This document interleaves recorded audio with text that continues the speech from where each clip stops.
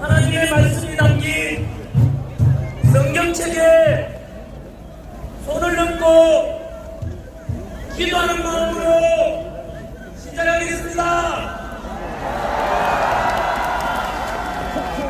저는 하나님을 사랑합니다. 그리고 자유민주주의 대한민국을 사랑합니다. 이렇게 기독교는, 가톨릭이든 불교는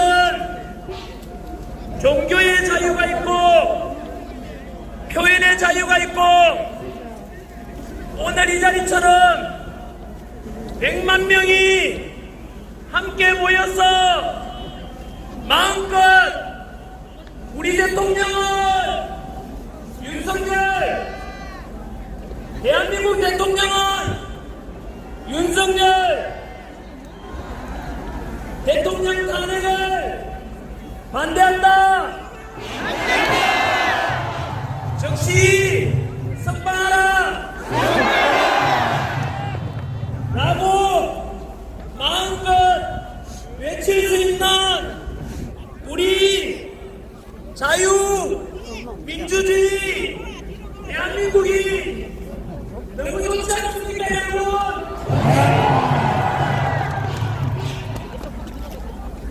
먼저 감사의 인사를 드립니다.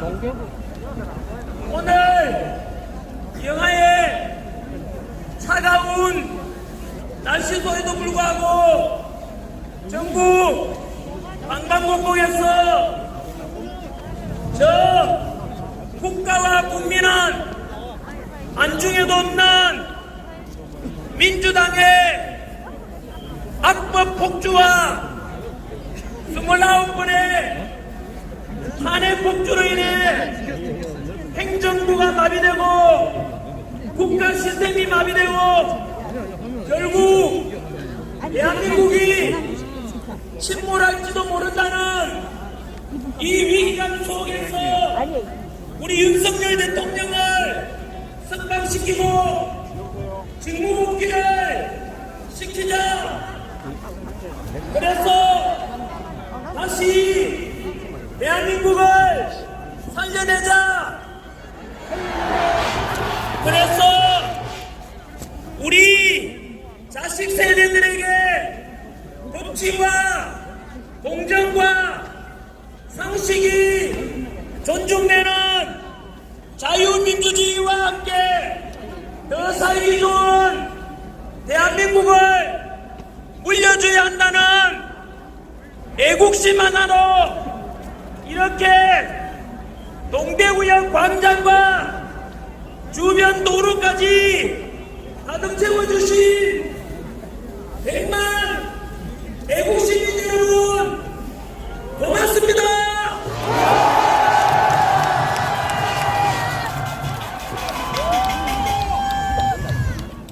너무 감동적이고 너무 감사하고 우리가 옳았습니다.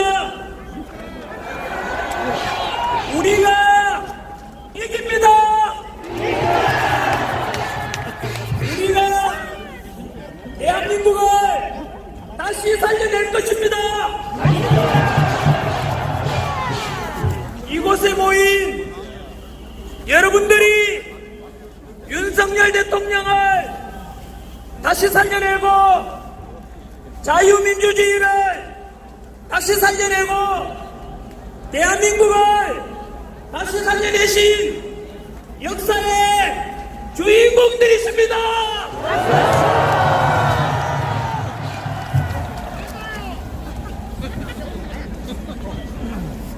지금 우리는 교과서에 실리게 될 대한민국의 새로운 역사를 여러분들이 만들어가고 있습니다.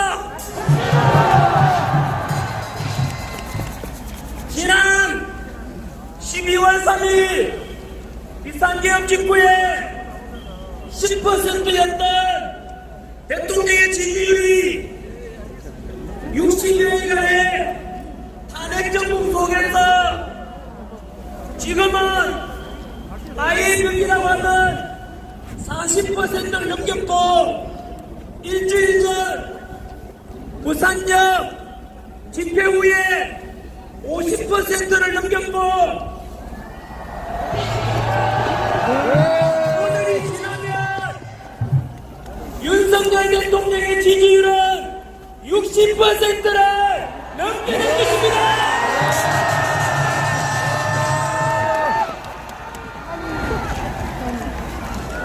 이것은 거대 야당의 입법 폭주와 무려 29차례 탄핵, 또 탄핵과 일방적인 정부 예산 삭감을 통한 행정부를 가르치고자 하는 저 민주당의 검은 실체를 알아버렸고, 법치와 공정을 모두 무너뜨려가면서 대통령 불법 체포와 형평성에 어긋난 야당 대표는 불구속 수사하고, 우리 대통령은 구속 수사를 보내서 민주당은 지금의 임기 속에서 국가와 국민은 안중에도 없고, 나라가 망하든지 말든지 오직 자신들의 권력 욕심뿐이라는 것을 모든 국민들이 알아버렸기 때문일 것입니다.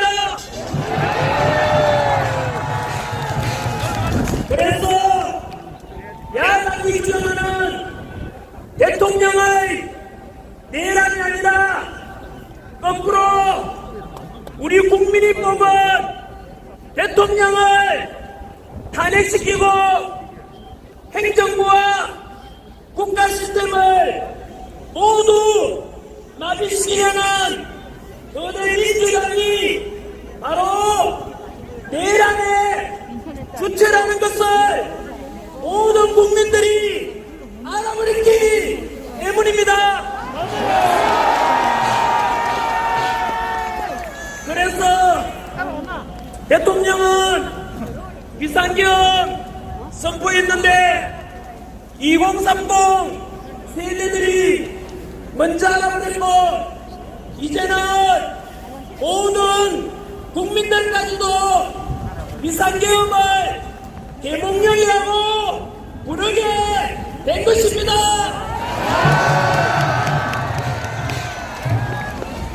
여러분, 비상계엄이 아니라 국민들을 일깨우고 그동안 감추어졌던 언론의 편파보도, 법치와 공정과 상식을 무너뜨린 공수처와 서부지법과 편파적인 재판들로 구성된 헌법재판소의 실체를 알려준 계몽령이라는 것에 동의하십니까?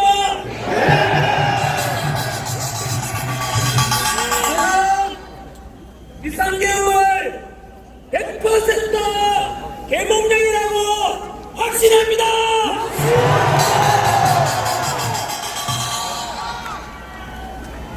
우리만 그런 것이 아니라 대부분의 국민들이 그렇게 계몽령이라고 생각하니까 10% 지지율이었던 우리 대통령의 지지율이 아까 말씀드린 대로 마해병 40%를 넘었고 지난주 50%를 넘었고 오늘이 지나면 다시 한 번 더 우리의 이런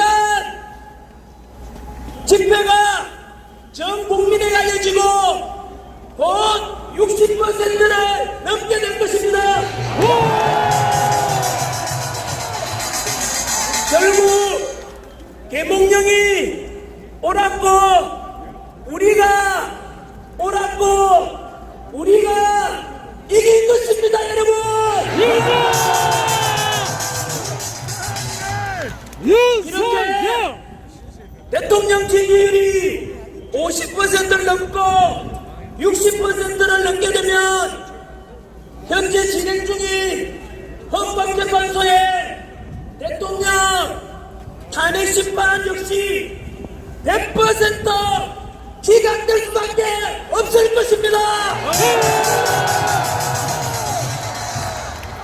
왜냐하면 국민들의 60%가 대통령 적시 석방과 직무복귀를 바라고 있는데 감히 헌법재판관들이 국민의 뜻을 거역할 수는 없기 때문입니다.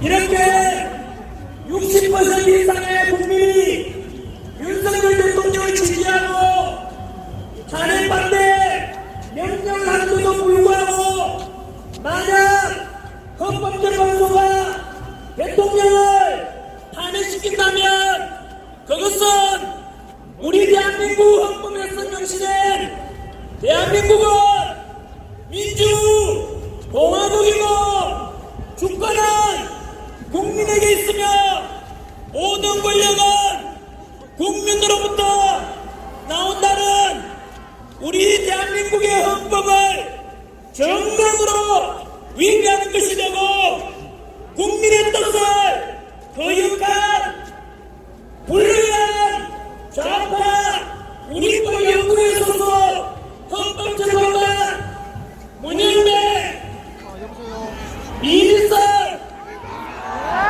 정계성 대한민국의 주정을 북한이라고 말할 수 없다는 정정비 그리고 민주당이 임명하라고 협박하고 있는 사회주의 혁명조직인 인민노련 출신이자 우리법연구에 소속 나은님은 대한민국의 방역자이자 헌법 정신을 누리는 민주주의의 역적이며 제2의 을사오적으로 역사에 기록될 것입니다.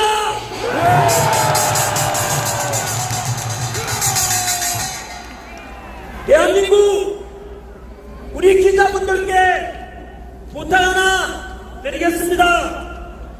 알다시피 지금 대한민국의 언론에 대한 국민들의 신뢰도는 완전히 바닥에 떨어졌고 2030 세대들은 레거시 미디어를 아예 신뢰하지 않는 청년들도 많습니다.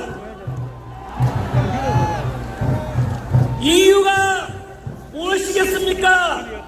스스로 민주당의 끈앞풀을 자처하고 민주당의 나팔수 역할을 자처하고 있는 몇몇 방송사와 언론사 때문일 것이고 그래서 대한민국을 망가뜨리는 부역자 노릇을 하고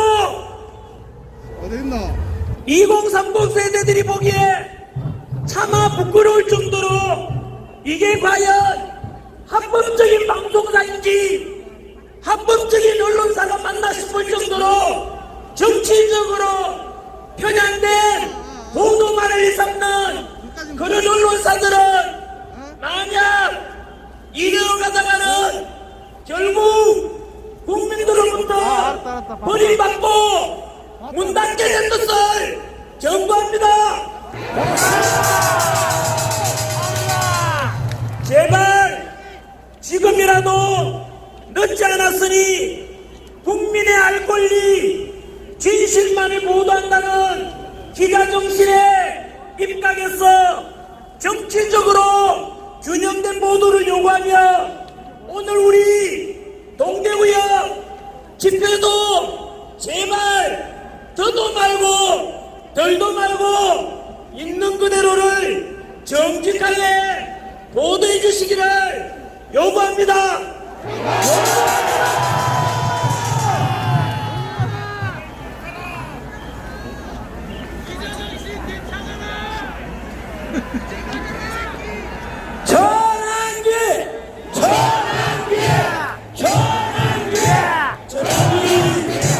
전환기는 외치지 말아주십시오.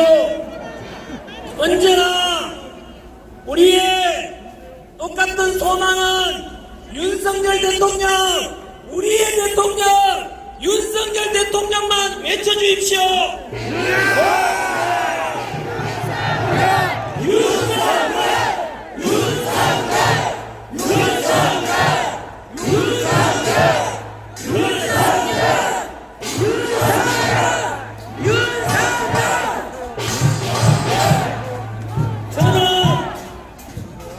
여러분들의 심부름뿐이고 머슴에 불과합니다. 왜냐하면 저는 그래도 이 추운 날에 와서 단상에 올라오고 여러분들한테 얼굴이라도 비춰줄 수 있지만 이곳에서 지금 너무 많은 사람이 와서 저도 이렇게 많은 사람이 빼곡하게 있는 건 태어나서 처음 봅니다.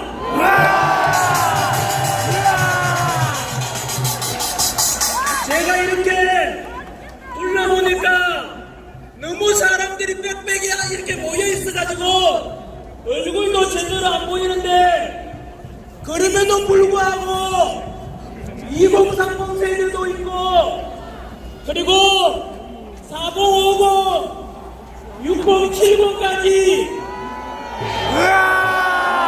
멀리서 이 대한민국을 살리고자 보여주시고 얼굴 하나 보여주지 않는데도 묵묵히 이 차가운 아스팔트 위에서 대한민국 살리자 외쳐주시는 여러분들이 바로 주인공입니다.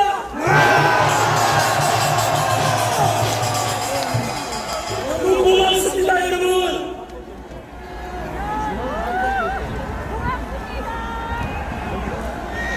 덧붙여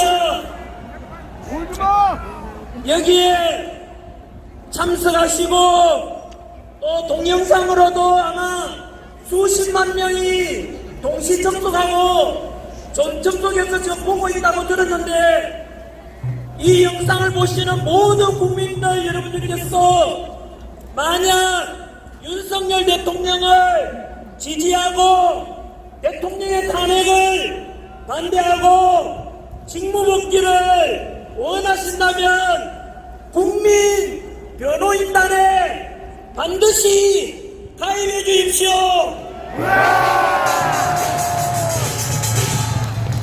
평가 보도를 일삼는 언론들에 맞서서 우리의 여론과 힘을 모으는 결집체 역할을 하게 될 것입니다. 그래서 있는 그대로의 진실을 알리고 진실에 입각해서 행동으로 하나 되는 결집체 역할을 하게 될 것입니다. 출범한 지 불과 며칠 지나지 않았는데 오늘 아까 보니까 가입자가 10만 명을 넘었고 저 역시 가입했습니다. 여러분들께서도 가입하시겠습니까? 국민 변호인단에 가입해서 우리가 하나된 힘을 만들어 봅시다.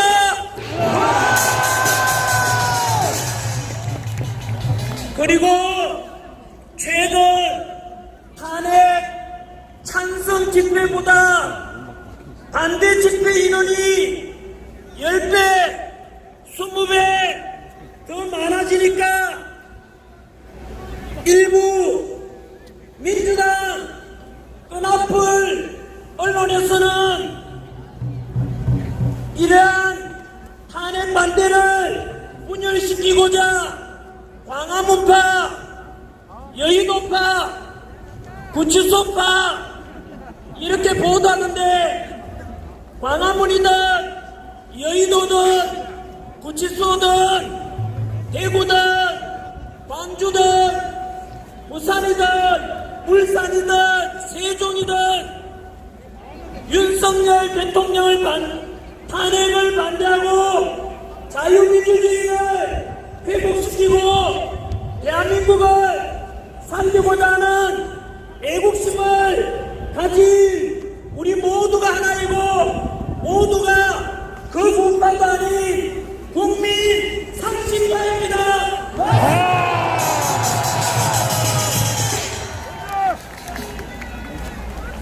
몇 번째, 요즘 언론에서는 조기 대선을 부추기던데 우리 윤석열 대통령 지지율이 50%를 넘기고 조만간 60%를 넘고 헌법재판소 탄핵이 100% 기각되고 100% 직무복귀할 것인데 이런 조기 대선은 절대 없을 것입니다.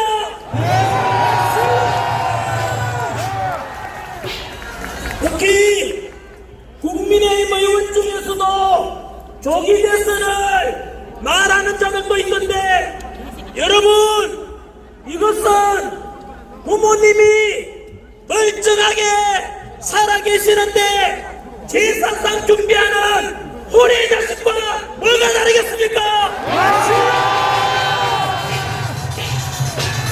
그러니 우리 국민의힘 의원들께서는 비상기업부터 지금까지 눈치 보면서 머뭇머뭇거렸던 것 모두 용서되니 이제부터는 윤석열 대통령 탄핵 반대와 직무복귀에 우리 다같이 한 목소리를 내어주실 것을 부탁드립니다.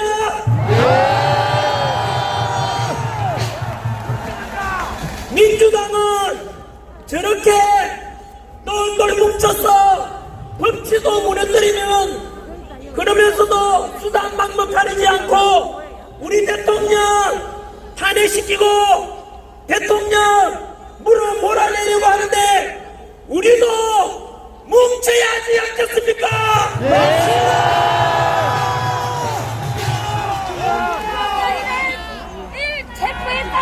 우리 동대구역에 보이신 모든 국민 여러분 또 동영상으로 보고 계시는 모든 전국의 국민 여러분 저는 정치인이 아닙니다. 저는 지난 26년간 수능 강의와 공무원 강의를 통해서 2030 세대들을 가르치면서 살아온 그냥 한국사 강사일 뿐입니다. 한국사를 가르치는 강사로서 대한민국을 사랑하고 대한민국 국민으로서 늘 자부심을 가지고 살아가라고 가르쳐 왔습니다. 다들 알다시피 우리는 아픈 역사를 가지고 있습니다. 지난 35년 동안 일제 식민지배를 받았고 연이어서 300만 이상 희생되는 동족상장의 비극 6.25 전쟁으로 너무나 큰 고통과 아픔을 겪었습니다.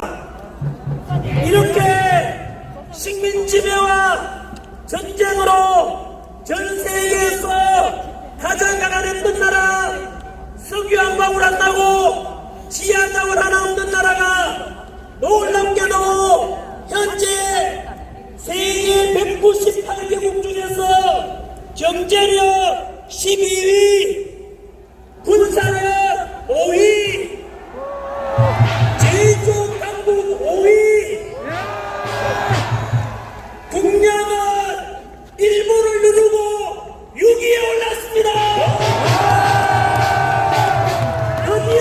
일본을 이겼습니다.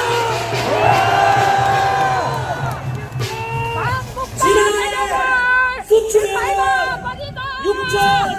6,800억 달러로서 사상 최고치를 경신하였고 이 어려운 세계 경제 정세 속에서도 지난해 국제무역 수지는 500억 달러 흑자를 기록했습니다. 이런 위대한 대한민국 국민으로서 자랑스럽지 않습니까? 우리 국민 정말 대단하지 않습니까, 여러분? 이렇게 세계에서 가장 나가는 나라에서 일본을 누르고 국력 6위에 오를 수 있었던 것은 바로 당신께서는 못 먹고 못 입고 못 누리고 오직 국가와 자식 세대를 위해 먹여 살리려고 불철주야 희생하고 헌신하신 우리 부모님 세대, 할아버지 장모님 세대 땀과 노력 덕분 아니겠습니까? 우리 2030 세대 여러분, 그리고 저와 같은 4050 세대 여러분 모두 같은 마음으로 자식들을 위해서 헌신해 주신, 그래서 지금의 대한민국을 이만큼 먹고 살게 해주신 부모님들, 할아버지 장모님께 감사의 뜻으로 크게 감사합니다. 함수 한번 질러주십시오.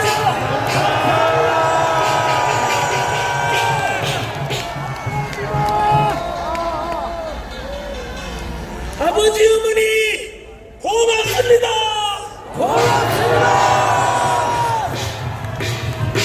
그리고 지금까지 태극기 들고 성조기 들고 오직 대한민국과 든든한 한미동맹을 위해서 애써주셨던 어르신분들께 그동안 좀 삐딱하게 봤던 것을 사과드리고 용서를 구합니다.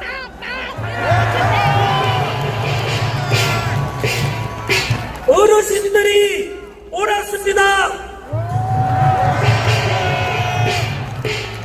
어르신들의 이러한 행동하신 우리 연세 드시고 성족이 불렁이고 태극기 불렁이며 해주신 덕분에 지금 우리가 있으니 이제는 오늘도 돌아보시면 2030 세대가 제일 많습니다. 아직 어리게 보이시겠지만 그래도 우리 한번 믿고 지켜봐 주십시오. 우리 2030 세대들 오늘 보다시피 너무나 믿음직스럽고 너무나 든든하지 않습니까? 이제 21세기 첨단 디지털 시대에 좌파, 우파를 넘고 진보, 보수를 넘어서 보다 더 통합되고 보다 합리적이고 실용적이며 공정과 상식이 존중되는 멋진 대한민국을 2030 세대 여러분들이 만들어주리라 믿습니다.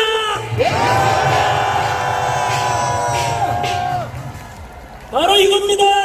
이번 비상계엄을 계기로 국민들이 깨어나고 정치가 얼마나 중요한 것이고 자유, 민주주의가 얼마나 중요한 것인지 깨닫게 되었습니다.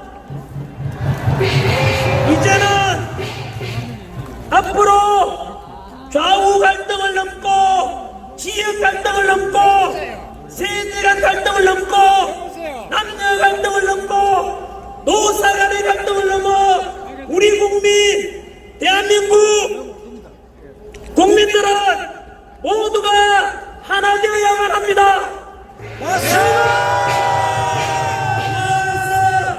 남북 평화 통일을 이루고 한민족 모두가 하나 되어 서로 통합되어 서로 존중하고 보다 더 풍요롭고 행복한 21세기 선진 통일 대한민국을 2030 세대 여러분들이 만들어줄 것을 믿습니다.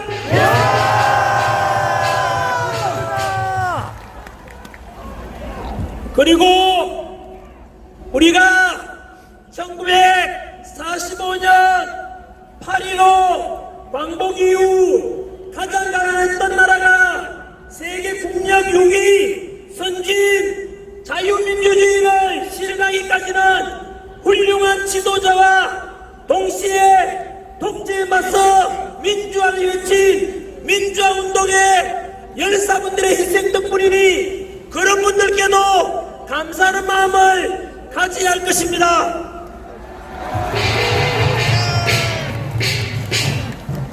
저는 물 좀 마시고 좋아요. 재난기는 외치지 마십시오. 저는 별로 이렇게 잘난 사람이 못 됩니다. 저는 이승만 대통령을 존경합니다. 그리고 박정희 대통령 존경합니다.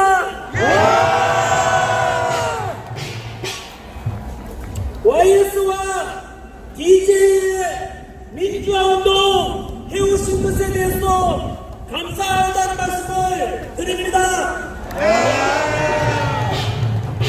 지금까지 우리는 이승만 대통령을 존경한다고 하면 극우파라고 이승만을 독재자라고 하면 좌파로 평가하기 위해서 상대방을 사자가서 공격했는데 이제 2030 세대들은 이런 기성세대가 만들어 놓은 편협된 역사관도 극복하고 새로운 패러다임으로 역사를 바라봐야만 합니다.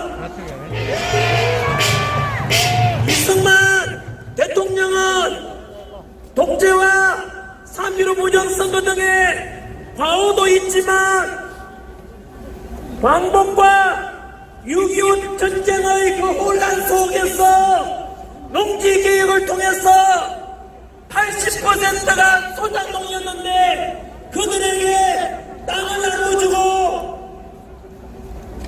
또한 확고한 반공의식에 근거해서 북한 공산당을 막아내고 한미 상호방위 조약을 통해 주한미군의 주둔을 약속받은 덕분에 튼튼한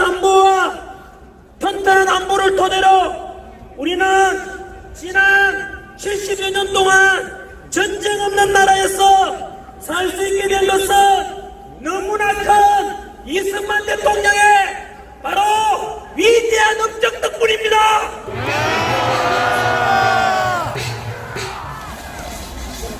이렇게 역사는 시대정신에 입각해서 공과 과를 균형 있게 볼 수 있는 안목이 필요한 것입니다. 박정희 대통령 역시 유신 독재의 과오도 있지만 경제 성장을 통해서 우리가 이만큼 먹고 살게 해주신 것은 최고의 박정희 대통령의 업적일 것입니다.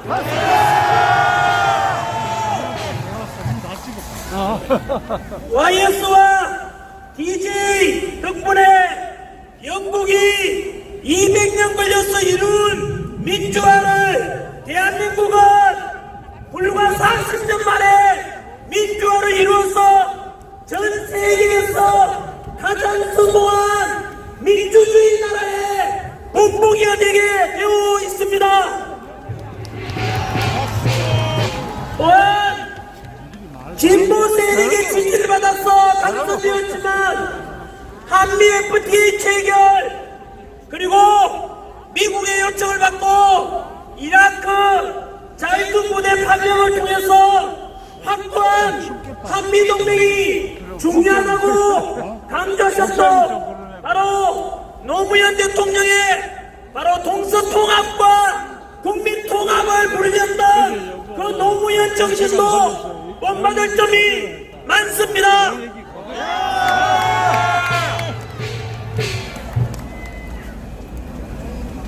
사실 전한길도 노상모 출신입니다. 소탈했고 서민적이었던 노무현 대통령이 저 역시 가난한 농부의 아들로 태어나서 살아왔던 덕분인지 그런 인간적인 면이 참으로 좋았습니다. 그러나 문재인 정부 때 들어서서 문재인 정부의 많은 참모들 때문에 못난 참모들 때문에 그렇으리라 생각합니다만은 바로 문재인 정부 때 너무나 안타깝게도 갈라치기 하는 정책들을 보고 너무 실망했습니다. 그것은 노무현 대통령의 동서통합정책과는 정면으로 위배되는 죄악이었습니다. 뿐만 아니라 내로남불의 조국 사태와 같은 위선적인 진보 세력의 모습 속에서 이것은 너무나 진보 세력들이 해서는 안 될 짓이라고 저는 크게 실망하였습니다. 조국이나 그의 딸은 적어도 그런 나쁜 짓을 했으면 염치가 있다면 반성하는 것을 보여야 되는데 그렇지 못한 모습을 보고 너무나 실망스러웠습니다. 뿐만 아니라 민주당 내에서 강경파가 집권 후에 이들은 조선시대로 치면은 신진사대부 세력이 조선건국하고 권력을 잡고 홍구파가 되어서 도덕성도 타락하고 그리고 법도 다 어기고 너무나 부패한 민주당이 되었다는 것을 저는 보고 너무 실망했습니다. 민주당 대표를 지낸 이낙연 전 총리가 이야기하기를 민주당 내에서 41%가 정과자고 민주화운동과 노동운동을 제외하고도 무려 16%가 범죄자라고 합니다. 뿐만 아니고 얼마 전에 민주당에서는 국민의힘에서 제안한 간첩법 개정을 하자고 했는데 막판에 가서 간첩법 개정을 반대하였습니다. 저는 이것을 보고 경악을 금치 못했습니다. 도대체 민주당은 대한민국 정당이 맞는지 의심스러웠습니다. 맞습니다. 간첩법 개정은 바로 지금까지는 우리의 적인 북한 공산당에만 적용되던 간첩죄를 확대해서 외국인들 쉽게 말하면 북한 이외에도 이적 행위를 하거나 또는 우리의 기술을 빼가거나 안보에 위협을 주는 그런 다른 나라들에 대해서도 간첩죄를 적용하자고 했는데 그것을 반대한 것입니다. 예를 들어서 몇 년 전에도 제가 유튜브 영상에서 엄청나게 제가 비판한 영상이 있습니다. 우리나라는 석유 한 방울 안 나고 지하자원 하나 없고 오직 기술력으로 첨단 반도체 디지털 기술력으로 대한민국이 지금 먹고 사는데 바로 삼성, 현대, LG, SK, 포스코, 롯데와 같은 이런 반도체 기술을 중국으로 빼돌리는 걸 보고 저는 그들이 바로 오늘날 바로 이완종 같은 매국노라고 반드시 간첩죄를 적용해야 된다고 주장했었습니다. 그런데 지난해 어떤 중국 유학생이 미국 부산에 접박 중인 미국 항공모함 사진을 드론으로 찍다가 걸렸습니다. 그런데 그들에게도 당연히 간첩죄를 적용할 수 있어야 되는 거 아니겠습니까? 국가 기밀을 빼내고 이런 놈들 전부 간첩죄를 적용해서 대한민국을 살려야 되지 않겠습니까? 맞습니다. 생각해 보십시오. 이런 우리의 군사 기밀을 빼돌리고 또 평택 비행장을 사진 찍어서 유출시키고자 하는 이런 놈들을 처벌하지 않는다면 과연 우리의 우방 미국이 우리를 어떻게 생각하겠습니까? 그래서 이렇게 되면은 한미동맹은 깨어지고 지나친 중국 친화적으로 가면 우리도 홍콩처럼 제2의 중국의 속국이 될 것을 우려하고 있습니다.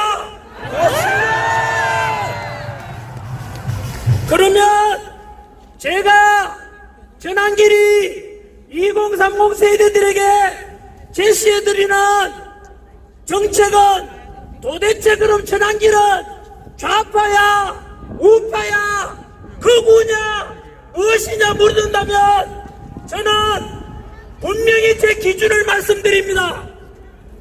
저는 국방은 철저하게 한미동맹을 건설해야 됩니다.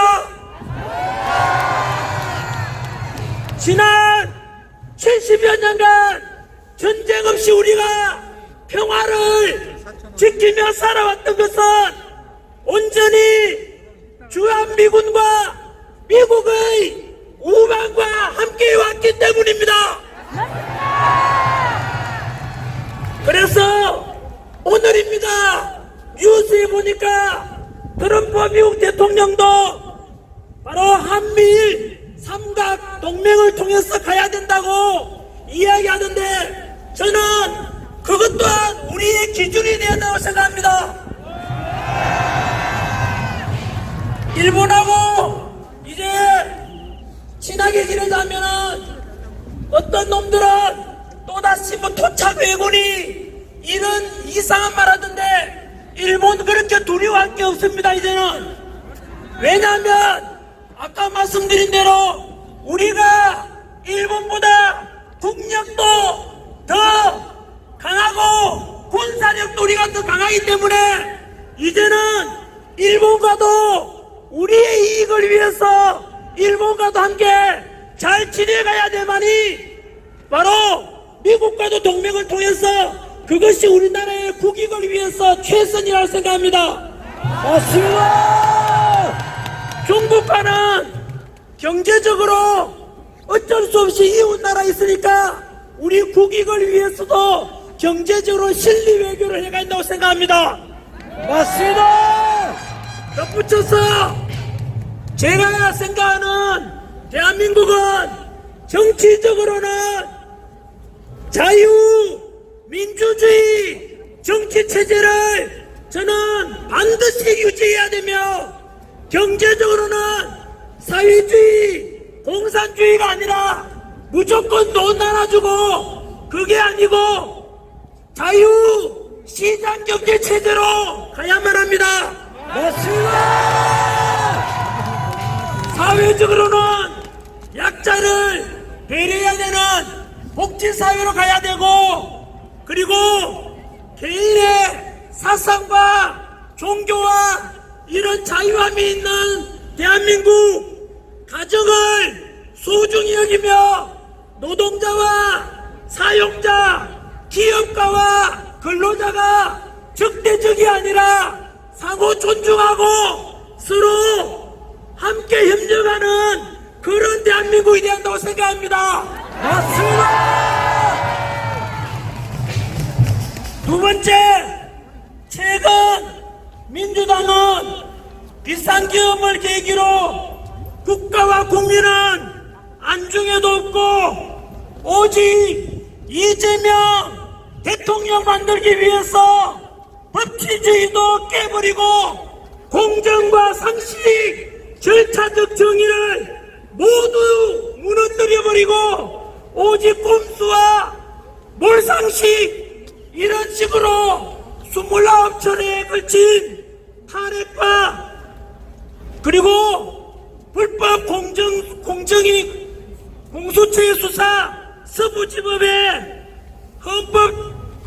헌법재판소 40적 밀어붙이기 등 망신주기 대통령 체포과정 이런 걸 볼 때 급기야 민주당 내에서 비판만 하면 민주당 비판하면 내란 동조 세력이라고 카카오톡 검열 여론조사기관 협박 그리고 비판만 하면은 유튜브까지도 고발하고 재난기리가 강의하다가 오죽 답답하고 얼마나 나라가 위태로웠으면 제가 집회까지 나왔겠습니까?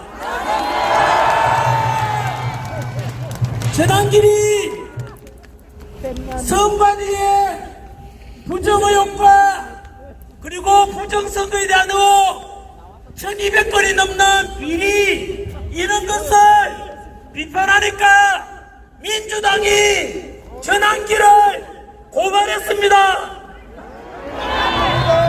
그리고 이틀 전에는 헌법재판소에 불의한 재판관들이 이래서 되겠는가 지적하니까 민주당이 또 전환기를 고발했습니다. 더불어민주당 이름만 민주당이고 실제로는 더불어 독재당입니다. 맞습니다. 더불어 포괄당으로 당명을 바꾸라.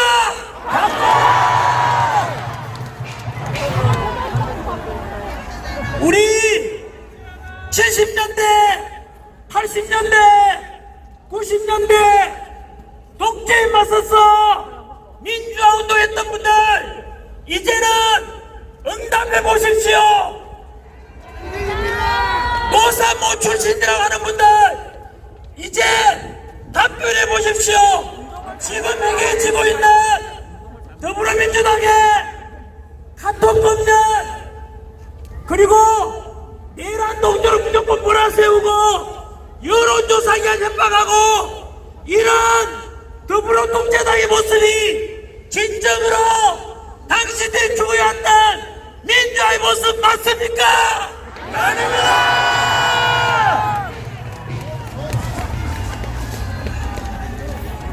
전환기는 지금이나 예나 언제나 고정되어 있는 국민 상식파라고 생각하고 살아왔습니다. 그런데 민주당이 최근에 와서 너무 왼쪽으로 가버렸어. 극좌파가 되고 독재자가 되고 법치는 안 무너지고 도덕성은 상실되고 그리고 국가 군가를 무너뜨리는 한미 동맹까지도 약화시키는 이런 민주당의 모습 우파로 보이게 된다고 생각합니다. 자, 이제는 오늘 드릴 전환기의 메시지 중에서 가장 중요한 메시지를 두 가지 전하도록 하겠습니다. 손이 고와서 잘 안 되니까 조금만 기다려 주십시오. 괜찮습니다. 괜찮아. 윤석열, 윤석열, 윤석열, 윤석열, 윤석열, 윤석열.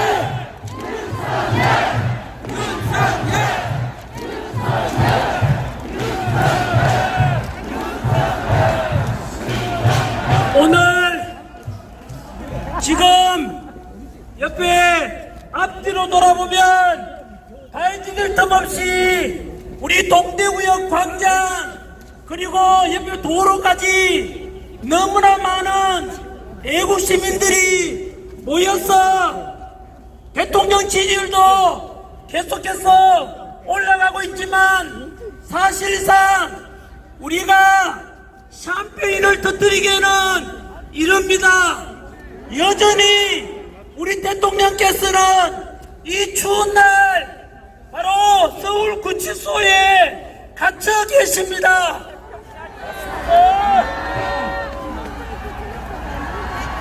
첫 번째, 야당에서는 비상계엄 직후부터 윤석열 대통령에 대해서 내란 수괴라고 하면서 언론을 동원하고 현수막 내걸고 선동하여 국회에서 탄핵을 시키고 현재 내란죄와 헌법재판소에서 탄핵 심리 중에 있습니다. 여기서 저는 국민 여러분들께 진실을 알려드리고자 그래서 올바로 평가하시길 소망합니다. 여러분, 윤석열 대통령이 비상계엄을 선포할 때는 저도 역시 반대했습니다. 비판했었습니다만은 그 뒤로 비상계엄의 전후 과정과 지금까지 드러난 실체를 알고 보니 비상계엄은 도저히 참다 못한 대통령께서 아시다시피 민주당의 29차례 탄핵과 그리고 일방적인 정부의 예산 삭감 짧게만 한번 말씀드리겠습니다마는 29분의 우리 현대사에서 우리 헌정사에서 볼 수 없는 그런 29분의 탄핵이라는 것은 행정부를 마비시키고자 하는 것입니다. 여러분, 그 탄핵 속의 내용을 살펴보면 감사원장을 탄핵시켰습니다. 감사원장이 뭐하는 사람입니까? 부정을 감사하고 탄핵 조사하는데 감사원장을 탄핵시켰다는 것은 민주당이 부정의 정당이란 뜻입니다. 그리고 중앙지검장과 검사를 탄핵시켰는데 검사가 여러분 범죄자 잡는 사람들 아닙니까? 그렇다면 검사를 탄핵시켰다는 것은 민주당이 범죄자당이란 뜻입니다. 뿐만 아니고 아시다시피 일방적으로 정부의 예산 삭감 내용을 보면 정확을 금치 못하지 않습니까?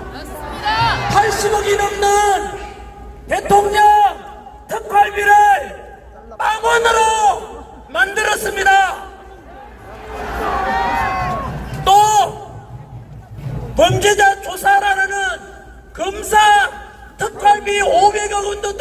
없이 빵원으로 만들었습니다. 맞습니다. 그 말은 검사들 범죄자 잡지 말라는 뜻입니다. 그리고 30억 원에 넘는 경찰들의 치안, 비용, 특활비 역시 빵원으로 만들었습니다. 우리 여기서 우리 시민의 안전을 지켜주고 계시는 수많은 고마우신 경찰 여러분들의 치안, 마약 수사, 도둑놈 잡는데 그 비용을 민주당이 없애버렸습니다. 맞습니다. 과연 경찰은 이런 민주당을 어떻게 생각하십니까? 그뿐만 아닙니다. 제가 군부대 강연도 많이 가는데 가보면 초급 간부들 요즘 사기가 너무 많이 떨어졌습니다. 병장 월급 200만 원 올려주니까 당연히 평생 국가와 국민을 위해서 헌신하겠다는 그 지금군인들 너무나 사기 떨어져 있는데 사기 또 몰려드리려고 처우 개선비를 100억 원 만들어 놨는데 그 예산도 삭감해버렸습니다. 맞습니다. 도대체 민주당은 검찰, 경찰, 우리 안보 지켜주는 군인들에게 과연 이 나라를 지키라는 뜻입니까? 망가뜨리려고 하는 것입니까? 망가뜨리는 것입니다. 이렇게 민주당이 해왔던 저질렀던 폐악질들을 대통령께서는 우리보다 먼저 알게 된 것입니다. 여러분 생각을 해보십시오. 대통령 특활비 80억 원을 빵원 만들어 놨다는 것은 행정부 그리고 대통령 하지 말라는 뜻 아닙니까? 맞습니다. 가정주부가 있는데 남편이 되어서 생활비 하나도 안 주면서 살림 살아라. 돈도 안 주는데 어떻게 살림 살 수 있나? 그리고 집 나가라. 이런 것과 똑같지 않겠습니까? 이렇게 일방적인 예산 삭감은 행정부를 마비시키는 짓입니다. 그리고 29분의 탄핵이라는 것은 국가 시스템을 완전히 망가뜨리는 것입니다.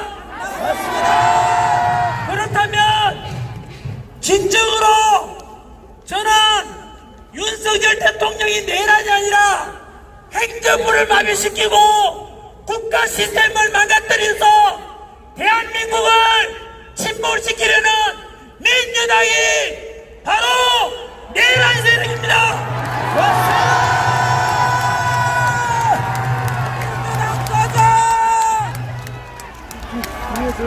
저는 윤석열 대통령에 대해서 내란죄라고 선동하는 야당에게 절대로 윤석열 대통령이 내란죄가 아니라는 것을 말씀드리고자 합니다.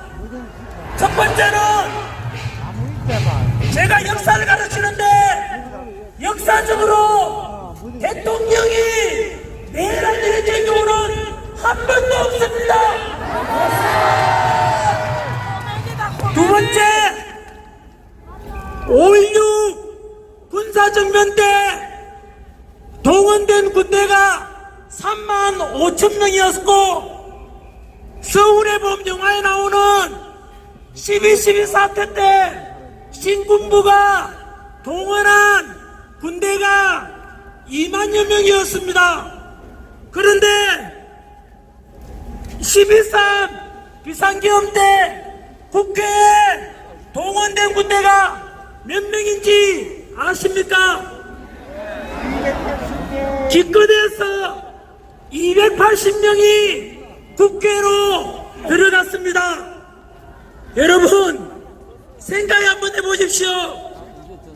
5.16 군사전병보다 12.12 사태 때보다 100분의 1밖에 안 되는 군사 280명으로서 국회를 장악한다는 게 말이 되겠습니까?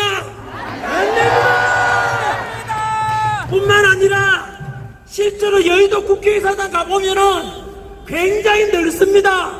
국회의원 숫자만 해도 300명이나 되는데 기껏 280명으로 국회를 장악하고 헌정을 중단시킨다는 게 말이 되지 않습니다.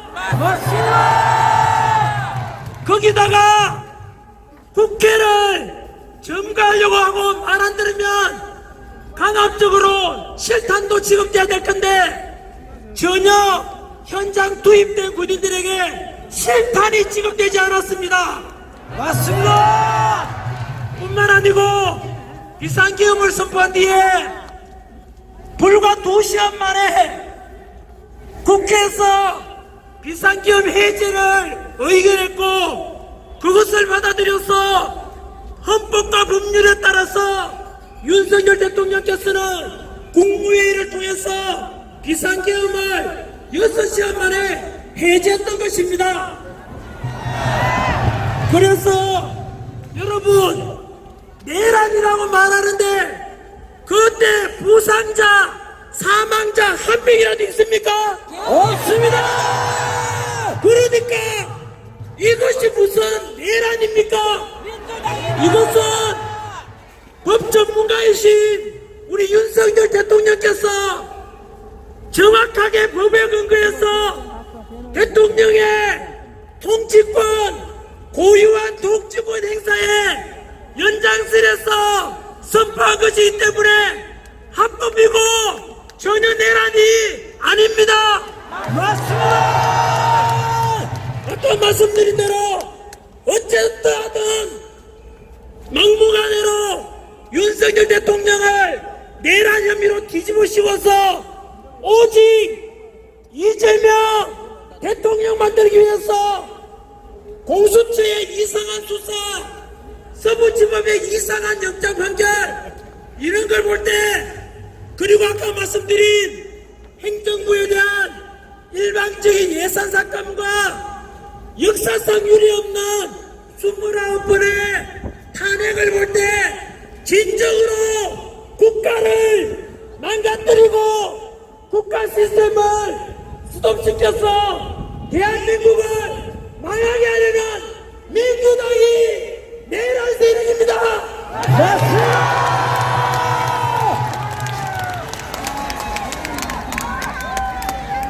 내란에 관련된 것 다음으로 더 중요한 것 하나 말씀드리겠습니다.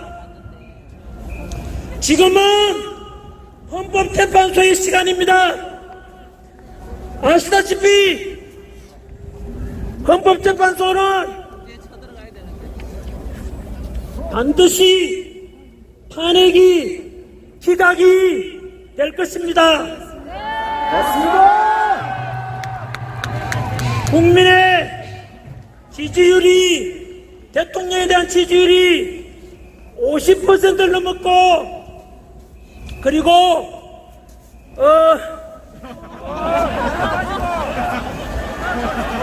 먼저 제가 원고를 27장이나 준비했는데 전화기를 외치지 말아 주십시오. 저는 여러분들의 그냥 머슴입니다. 머슴. 아닙니다. 윤석열! 윤석열! 윤석열! 윤석열! 윤석열! 윤석열!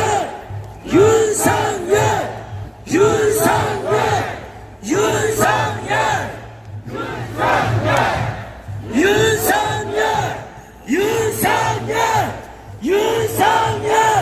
윤석열! 여러분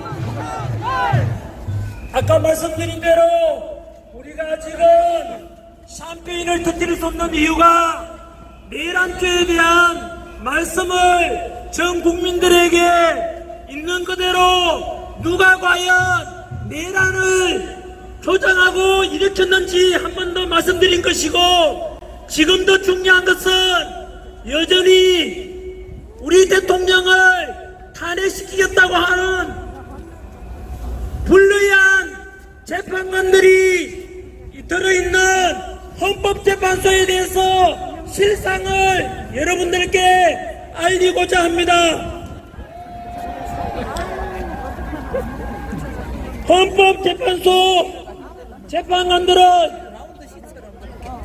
헌법재판소는 제가 과거에 학생들한테 사회를 가르칠 때 헌법재판소는 너무나 높은 기관이다, 법에도 계급이 있는데 헌법, 법률, 명령, 조례, 규칙 중에서 제일 높은 것이 헌법인데, 그 헌법을 심판하고 위헌정당을 심판하고 권한쟁의를 심판하고 국민들의 헌법 소원을 심판하고 심지어 대통령까지도 탄핵 심판하는 곳이 헌법재판소다. 그래서 그 헌법재판소는 독립기관으로서 그 소속 헌법재판관들은 너무나 훌륭하고 너무나 공정하고 오직 헌법과 법률과 양심에 따라서 판결하고 심판할 것이라고 믿어왔고 그렇게 가르쳤는데 저는 속았습니다. 여러분, 모든 국민들이 헌법재판소에 대해서 속았습니다. 이럴 줄은 몰랐습니다. 헌법재판소에 소속된 불리한 헌법재판관들을 말씀드리겠습니다. 첫 번째, 불리한 재판관 문영배.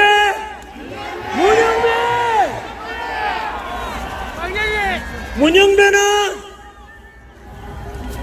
진보 좌파 단체인 우리법 연구회 소속인데 본인 스스로 얼마나 자랑스러웠는지 스스로 밝히기를, 나는 우리법 연구회 안에서도 가장 왼쪽에 있다. 이 말은 우리법 연구회 안에서 가장 좌파니까 극좌파라는 뜻입니다. 맞습니다. 그리고 본인의 페이스북 팔로우 하는데 그게 누구냐면 김어준, 이재명 이런 사람들과 팔로우하고 국민들이 알아버렸어. 문제 제기를 하니까 페이스북 계정 자체를 삭제해버렸습니다.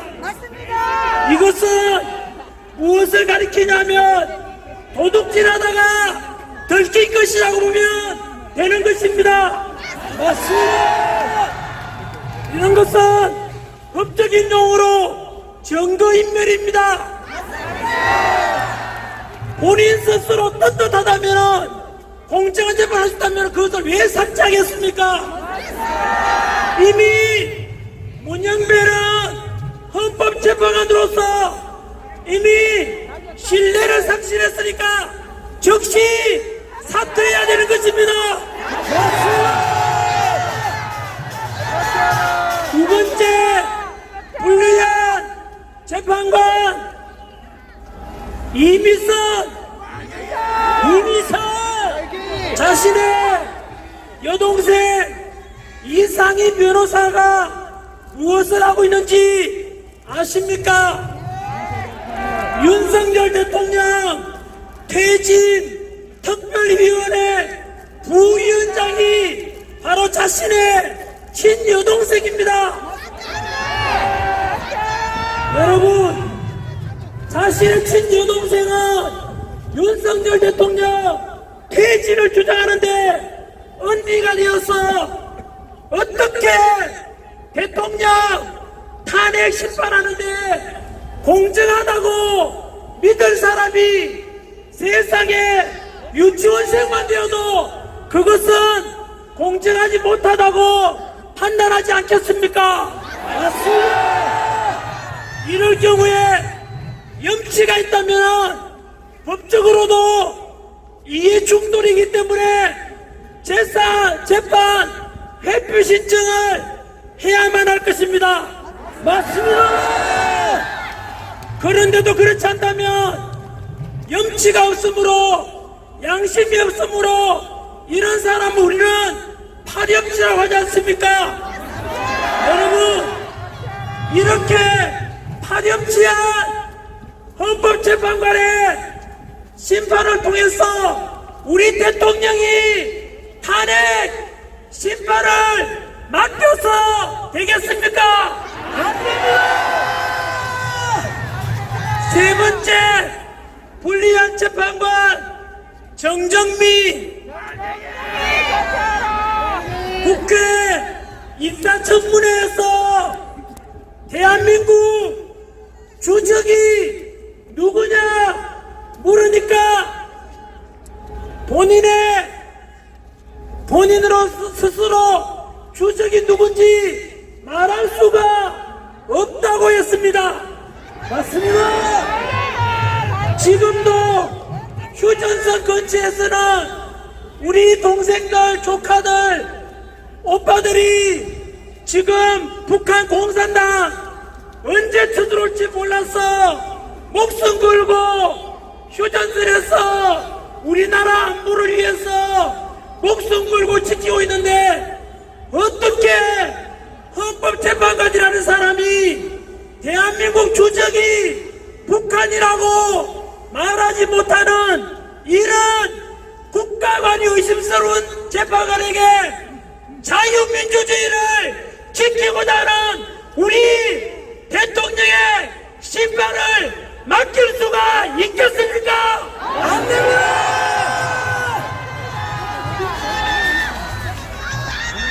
네 번째, 불리한 재판관 정계선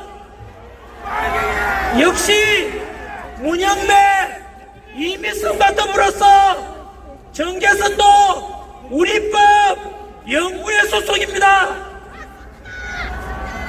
그런데 충격적인 것은 정계선의 남편 황필규 변호사는 윤석열 대통령 탄핵 시국을 선언한 장본인입니다.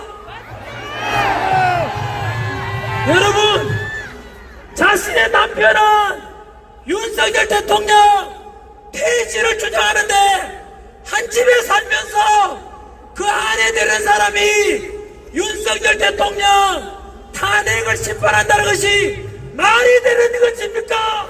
안 됩니다.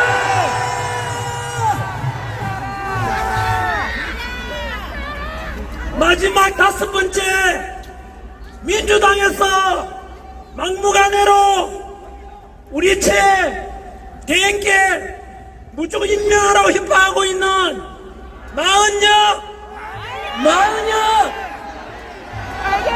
마흔역은 사회주의 혁명 조직인 인민노련 핵심 멤버입니다. 맞습니다.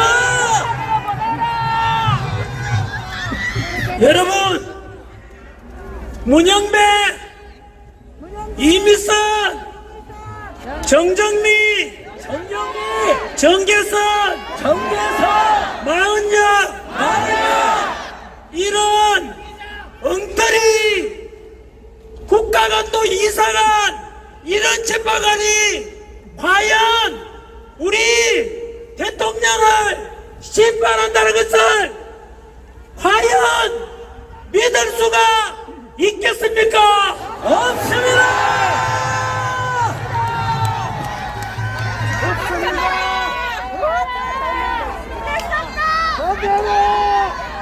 여러분, 헌법재판소에 대해서, 헌법재판관에 대해서 우리는 제대로 알고 있어야 되고, 이런 불리한 재판관 5명 반드시 기억하고 절대로 이들에 의해서 우리 대통령이 탄핵 심판될 것을 절대로 관망해서는 안 될 것입니다.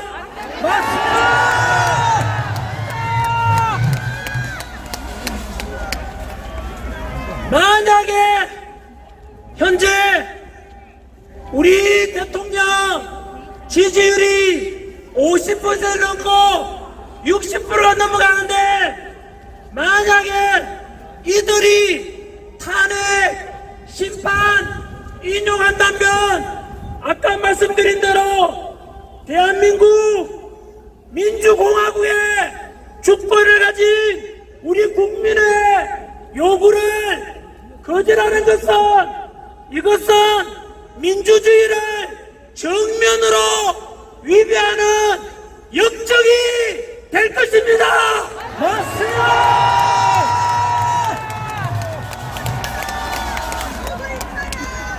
헌법재판소 재판관들은 잘 들으십시오. 여기 모인 국민들의 외침과 목소리를 들으십시오. 만약에 탄핵 심판 인용을 한다면 제2의 의사 오적이 될 것입니다.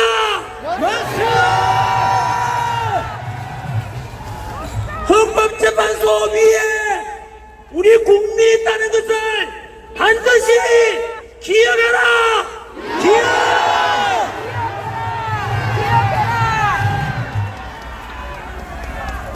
만약에 그럼에도 불구하고 헌법재판관들이 탄핵 인용한다면 우리 국민혁명이 일어날 것임을 명심하라.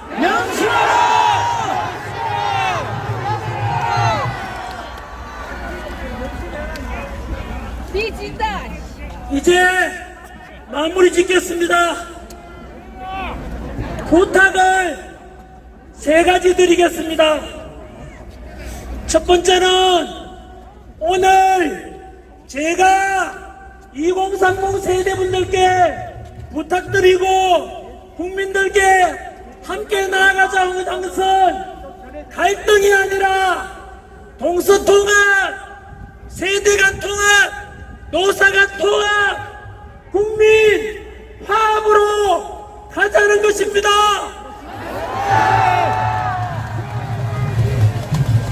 두 번째, 민주당도 다시 국민의 지지를 얻고자 한다면 간첩법 개정에 찬성하고 확고한 한미동맹만이 대한민국의 안보와 평화를 지킨다는 것을 명심하고 이제 더 이상 표현의 자유를 막고 카카오톡 검열하고 무조건 고발 더불어 고발당 더불어 독재당 이런 모습이 계속되면 영원히 국민들로부터 버림받고 세상에서 사라지게 될 것이니 다시 민주당이 원래 가졌던 그나마 양심으로 있다면은 없다 양심. 양심이 없다. 민주당 의원들 볼 들리십니까? 7, 80년대 민주화 운동했던 분들 답변하십시오. 지금의 민주당은 민주랄 말은 없고 독재와 그리고 부도덕과 오직 더불어 고발만이 남아있습니다. 맞습니다. 세 번째 부탁드리고 싶은 것은 우리 가족들에게 부탁을 좀 드리고 싶습니다. 사실은 저는 몰랐는데 저희 아들이 광화문에 가서 탄핵 반대 집회 먼저 나갔다는 것을 알게 되었습니다. 돌아와! 돌아와!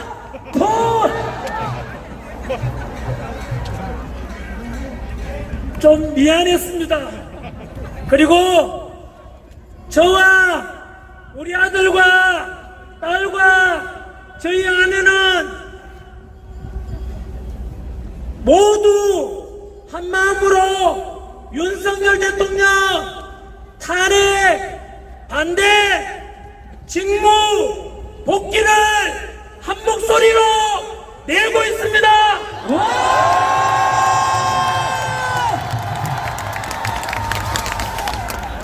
그런데 제가 존경받고 돈 잘 벌고 이런 학원 강의하다가 갑자기 뭐 이런 목소리 내니까 신변 위협도 받고 이래서 그러니까 저희 아이가 이제 그만해라 라고 하는데 제가 약속을 했거든요. 집회는 오늘 동대구, 다음 주에 광주, 그리고 대전, 마지막 3일절 날 서울 이렇게 가기로 했고 그거는 약속된 거니까 그까지 하고 그 다음 방송활동 가서 목소리 내는 것은 다음 주 수요일까지만 해라 라고 해서 진작에 약속을 했는데 사실 이 자리에 저희 아내와 아들과 딸이 와 있습니다.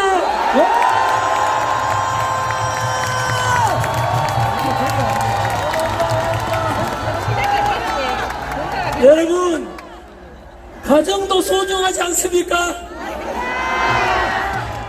여보, 용서 좀 해주라. 용서해. 우리 윤석열 대통령 탄핵 기각시키고 직무복귀해서 우리 대한민국을 살려내고 국가 시스템이 정상화될 때까지 봐줘라.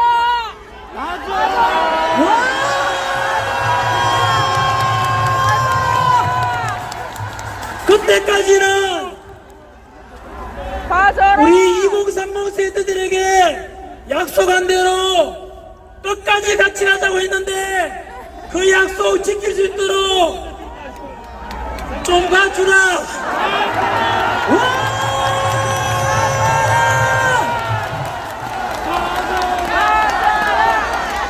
형수리, 형수리, 형수리, 형수리, 형수리. 나라가 살아나야 가정도 있고 직장도 있지 않겠습니까? 내 돈 좀 못 벌더라도 나라 살리는 일에 좀 일할 수 있도록 용서해 주라.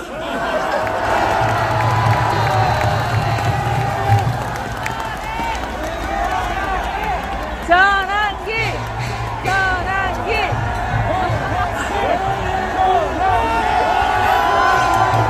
감사합니다.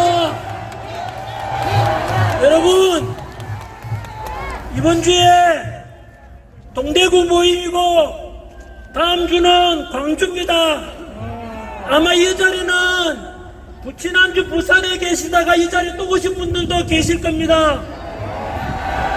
오늘 대구에 오신 분들 우리 윤석열 대통령 복귀시키는 방법이 두 가지가 있습니다.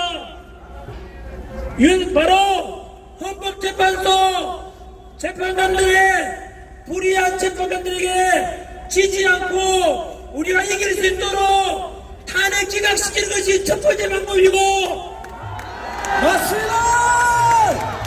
두 번째는 오늘처럼 춥고 차가운 날씨에도 이렇게 많이 참석해서 직접 민주주의의 그 모습 집회를 통해서 시위를 통해서 우리 목소리를 내부해서 불의한 재판관들이 본인 스스로 이러다가 내가 진짜 의사 오직이 되겠구나 각인시키는 그 방법이 비결입니다.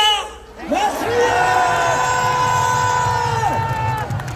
이렇게 한 목소리 내문해서 윤석열 대통령 지지율을 무조건 50% 넘었으니까 60%, 70% 올라가면 절대로 탄핵은 불가능합니다.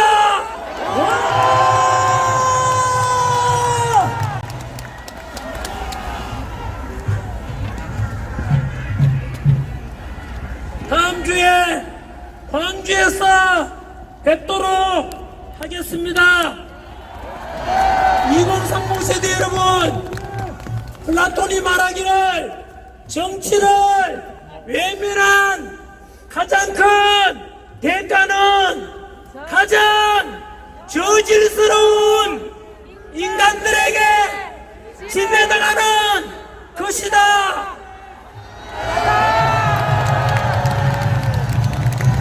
행동하지 않는 양심은 악의 편이다.